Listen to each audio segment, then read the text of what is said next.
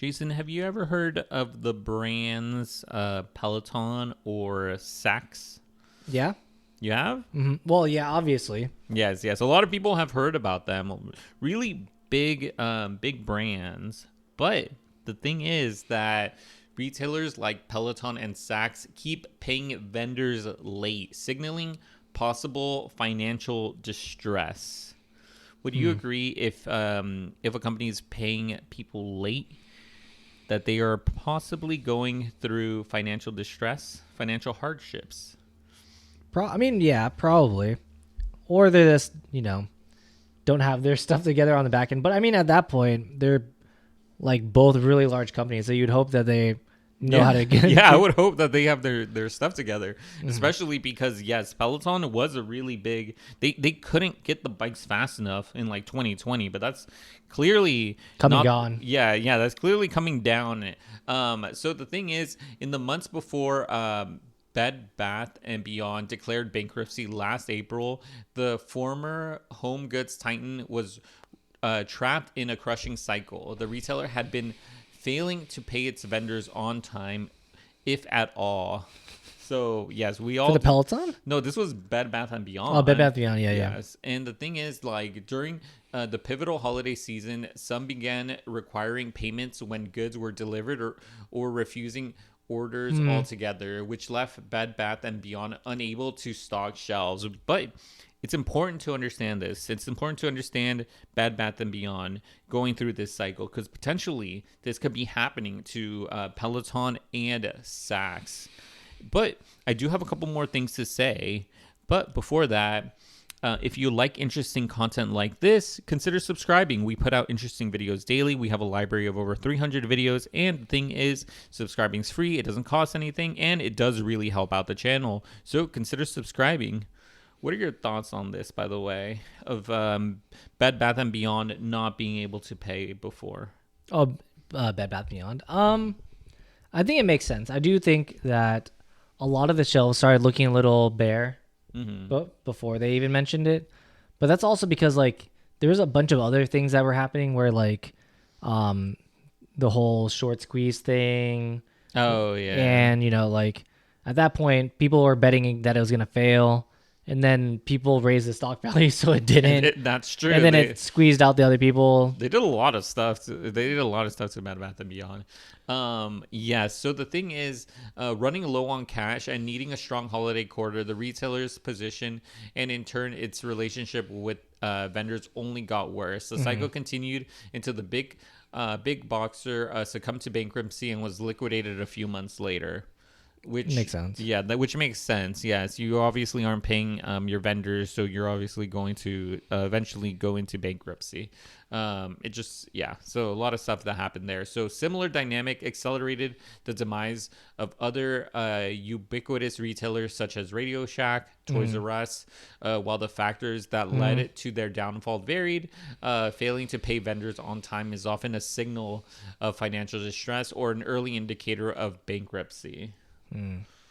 Yeah, I do wonder though. I guess it might be other signaling where, for at least Peloton, they've been trying to move away from. Well, I mean, they do still sell the bikes and they used to have a treadmill, but like they're trying to sell the idea of like a subscription service. Yes, I did hear about this. Yeah. And I do see what's it called. I have been seeing a lot of Peloton ads, by the way. Oh, really? Yeah, especially being at hotels. Yeah, so I have been seeing a lot, and I have been seeing a lot of Saks ads, by the way. All fifth.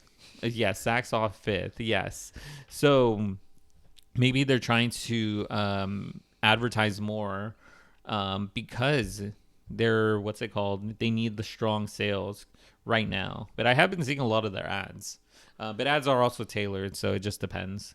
So the other thing is like plenty of companies, including many that are healthy, leave bills unpaid for weeks or months. But when companies have sudden fluctuations in unpaid bills at the same time, their sales fall or debts rise. Late payments rates helps to build a picture of which businesses could face financial risk in the coming months and years if their operations don't improve, which makes sense. I think that these two brands tailor to, people that can spend money. Like right now, Luxury, people, yeah, it's more of like a luxury, not really a necessity. Like you don't need to have a Peloton. That's like a very luxurious thing. Like I think before it's like, oh, I don't want to like go out and be around people because of like viruses or bacteria or something. But now it's more like, why would you pay all this money for a Peloton when you can buy a gym membership for like a fraction of the cost? And that's true. Pelotons are really expensive. And then like, yeah, why would you pay for after you get to the Peloton, you'd have to pay the subscription fee to like use the full power of the Peloton. Yeah, that's true. That's true. You have to pay for the subscription. It also goes hand in hand with, I think, luxury, because luxury right now is currently on the decline. A lot of people have been having tighter pockets. I don't know. I mean, we do see other brands like Louis Vuitton, LVMH. Oh, yeah. They're like posting record profits. They are posting record profits, but I'm wondering about the brands in the middle tier, like not necessarily not necessarily like fully luxury, but the brands in the middle, like contemporary like brands that like maybe I would say Michael Kors, or like I wonder if how those brands are doing, because maybe they're at the point where customers are willing to spend maybe a little bit more or not any at all. So any of the brands in the middle are getting cut out.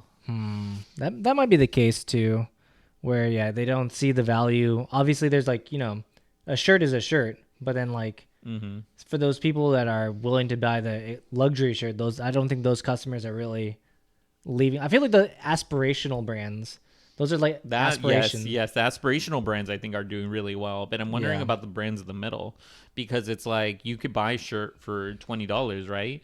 But then you could buy a shirt for $100, or you could get the aspirational shirt for $500. I don't know about the shirt. I feel like it'd be like bag or something. Oh yeah. For women, I think it's like bags. You would this save up, or this, like do a payment plan to get the payment plans are also on the rise, but that's a different story. But payment plans are also on the rise. Okay, so to get back into it, retailers including Peloton, Saks, Express, and Bath and Body Works have often failed to pay their vendors on time in the last few months, according to new data from CreditSafe, a business intelligence platform that analyzes companies' financial and legal and compliance risk. To be sure, late payments don't always signal financial trouble. Some large retailers with many vendors could have a healthy balance sheet, but because they have leverage, they could decide to pay their suppliers when it's convenient to them. Those instances are bigger issues for vendors than for retailers. Because like I think you would want to keep your cash on hand and make payments later if you can. That's true. I mean, if you can delay it, then might as well, because then that cash could be used somewhere else.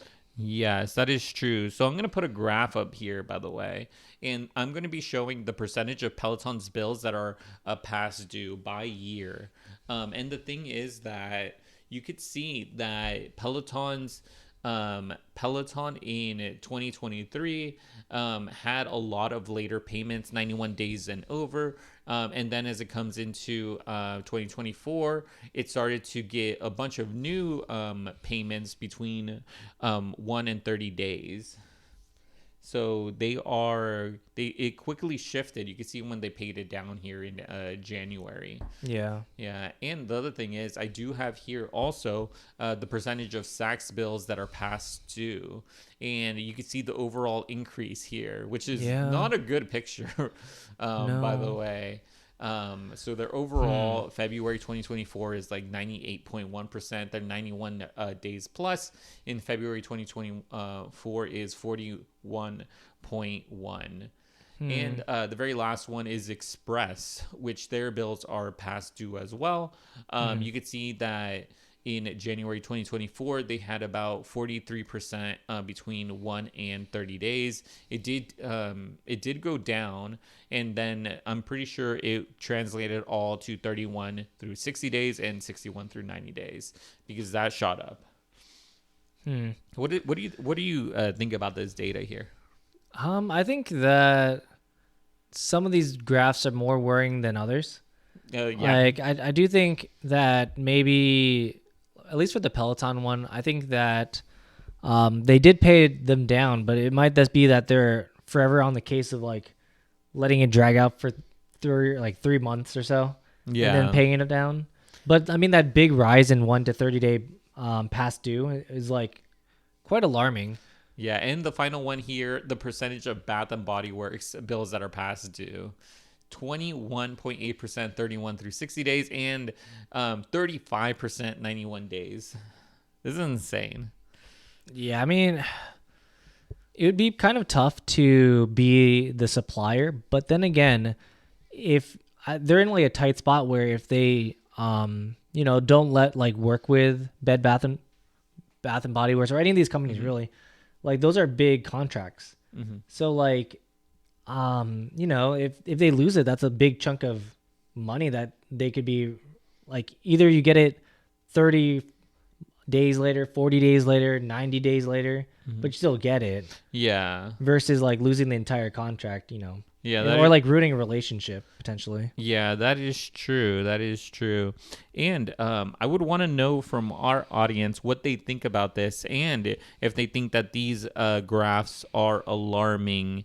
Yes, I would want to know your guys' thoughts in the comments down below.